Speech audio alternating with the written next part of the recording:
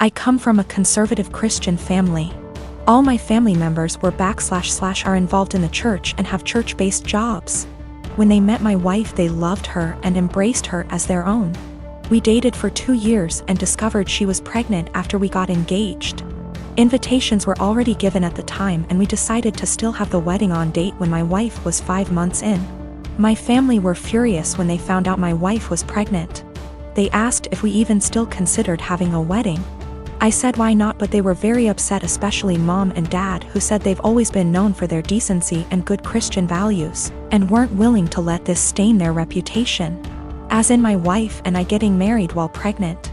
They officially dropped out and refused to negotiate, saying it was done and I have only myself to blame for this outcome, and should move the wedding out of town.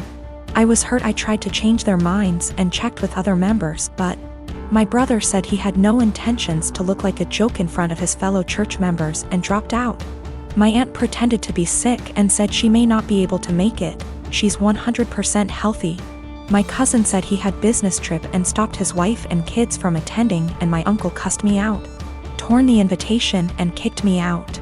I felt terrible with no family members of my own to support me and share my joy at my wedding. I even broke down crying after the ceremony. I haven't spoken to them for months and then got busy with my 4-week-old daughter. My cousin reached out to hand me gifts and well wishes for the birth of my daughter sent from my family. I returned everything. He sat with me on behalf of the family, saying I shouldn't have returned gifts that were from my family who want to see and hopefully be involved in my daughter's life. He said Mom's longing to meet her grandbaby and everyone else is wanting to visit soon to celebrate my daughter's life. I asked him this question. I said, wasn't my daughter the reason why the entire lot of them abandoned my wedding? He just stared grudgingly as I went on about how they treated my daughter as something to be ashamed of and hide. My daughter at some point will ask about the wedding, and I have no intentions on lying to her. He replied saying he guaranteed I got it all wrong, and no matter what goes down between us, I can never deny that my daughter is their granddaughter, / niece / etc., and they're her family. He asked that I arrange for them to visit, but I refused. He kept pressing the idea, but I shut him down. My wife says I should let them come, but I still refused. My husband and I don't want kids. My mother-in-law is big into family in the traditional sense. She has been pushy with us about having kids since we got married. Literally the week after we got engaged, she started asking. My husband has always changed the subject, and has even told her that it's really none of her business. Every time we see her, she asks. Everything we do is built around the idea of us having kids. 3 years into our marriage, my husband said we might not even have kids, and mother-in-law would not hear it. At year 4, husband had a vasectomy and I had a tubal.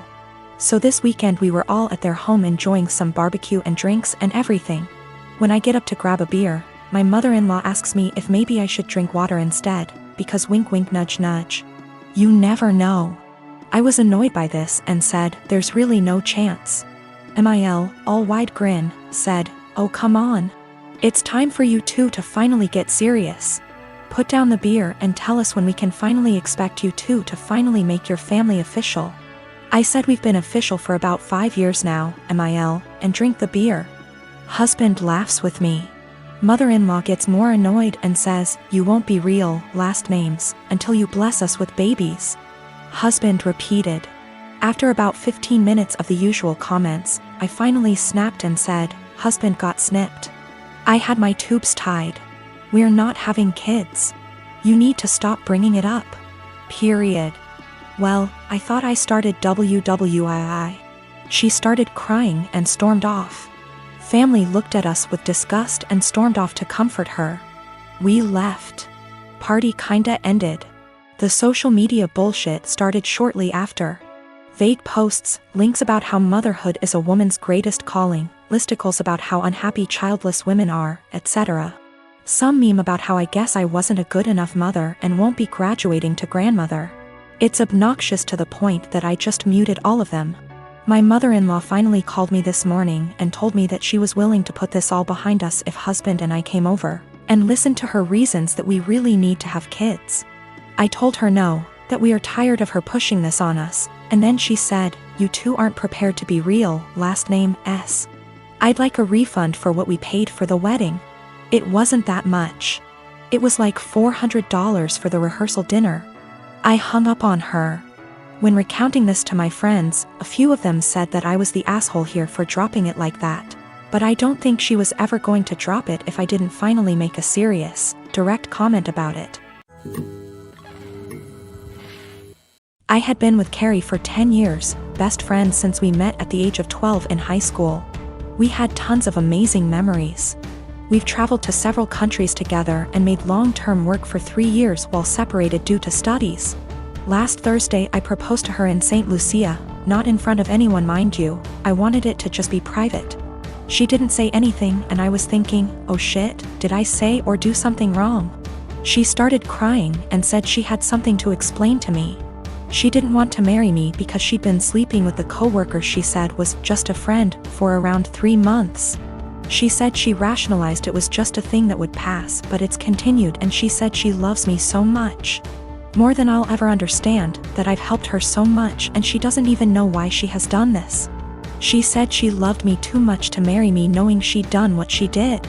She doesn't love the guy. It was just sex and she had been trying to stop the affair, but I proposed before that happened and she said she knew when I was kneeling that she couldn't marry me, not after everything I'd done for her, so she told me. I feel like my whole world has shattered. We had an awkward flight home on Friday evening and haven't spoken since.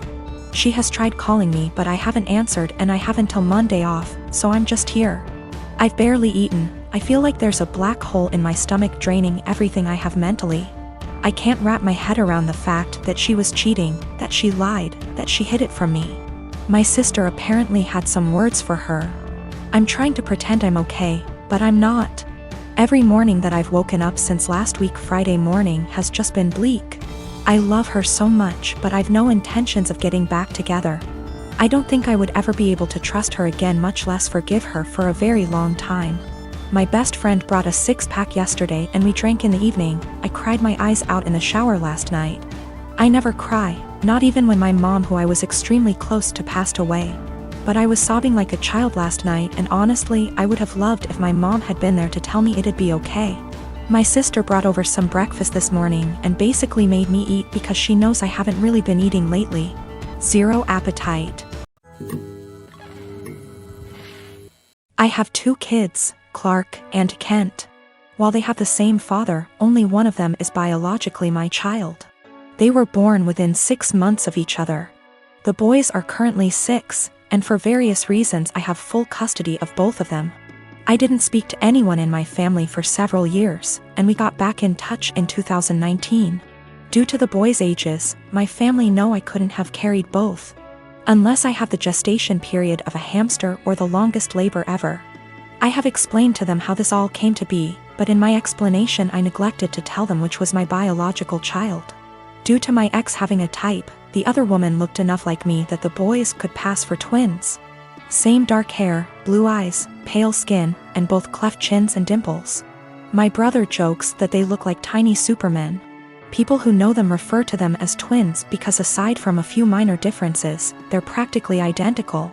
Frankly, if they were closer in age and I'd had full custody of both from the time they were born, I suspect I would have mixed them up a lot as babies. Shortly before Clark's birthday last year, my mom asked if she could see Clark's birth certificate.